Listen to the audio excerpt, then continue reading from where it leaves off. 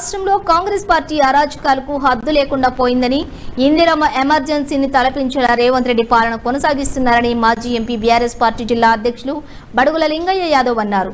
రాష్ట్రంలో కేటీఆర్ బీఆర్ఎస్ నాయకులు ప్రజల పక్షాన పోరాటం చేస్తుంటే కక్ష కట్టి అరెస్టులపై ప్రచారం చేస్తున్నారన్నారు. ఈ సందర్భంగా ఆయన శుక్రవారం సూర్యాపేట జిల్లా కేంద్రంలోని బీఆర్ఎస్ పార్టీ జిల్లా కార్యాలయంలో విలేకరుల సమావేశం ఏర్పాటు చేసి మాట్లాడారు. మంత్రులు బాంబులు పేల్తాయని బెదిరింపులకు గురి చేస్తున్నారని, బీఆర్ఎస్ పార్టీ ఉద్యమ పార్టీ అని, బీఆర్ఎస్ నాయకులు ఎవ్వరికీ భయపడరని స్పష్టం చేశారు.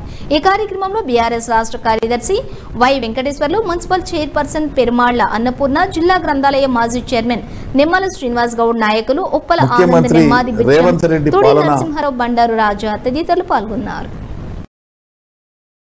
ఇందిరమ్మ ఎమర్జెన్సీ పెట్టిన రోజుల కంటే ఎక్కువ జరిగేటువంటి విధంగా ఈరోజు దాన్ని తలపిస్తుంది. ఇవాళ ప్రజా సమస్యల కోసం ఒక ప్రధాన ప్రతిపక్ష పార్టీగా మా పార్టీ బీఆర్ఎస్ పార్టీ వర్కింగ్ ప్రెసిడెంట్గా కేటీఆర్ ప్రజా సమస్యల మీద రైతుల కోసం, ప్రజల కోసం, మహిళల కోసం, పేద వర్గాల కోసం పోరాడుతుంటే ఏ రకంగానైనా కేటీఆర్ను జైల్లో వేస్తామని బెదిరింపు దాడులు చేస్తున్నారు.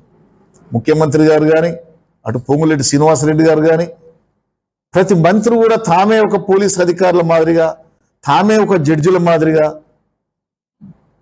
బాంబులు, మేము కొద్ది రోజుల్లో బాంబులు పేలుతాయని ఒక మంత్రి, జైలుకు పంపుతామని ఒక మంత్రి, పూర్తిగా బెదిరింపు ధోరణి చేసేటువంటి విధానం నడుస్తుంది.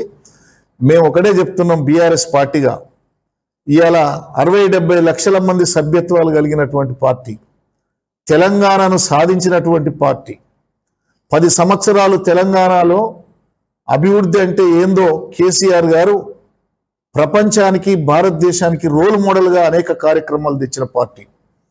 అటువంటి పార్టీని కేసీఆర్ను కనపడకుండా చేస్తాం, కేసీఆర్ రూపు లేకుండా చేస్తాం అనేటువంటి దుర్మార్గపు మాటలు. ఓ పక్క మొన్న సంఘం వచ్చినప్పుడు ముఖ్యమంత్రి కేసీఆర్ను ముక్కలు ముక్కలుగా చేసి మూసీలో వేస్తున్నానట, బుల్లగలు దొక్కిస్తాం హరీష్ రావు మీద, కేటీఆర్ మీద అని.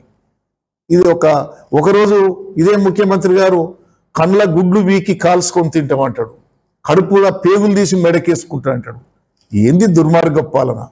ఇది నరాంతకం మాటలు మాట్లాడుతున్నారు. హిట్లర్ కంటే నియంతగా మారింది ఈ ముఖ్యమంత్రి.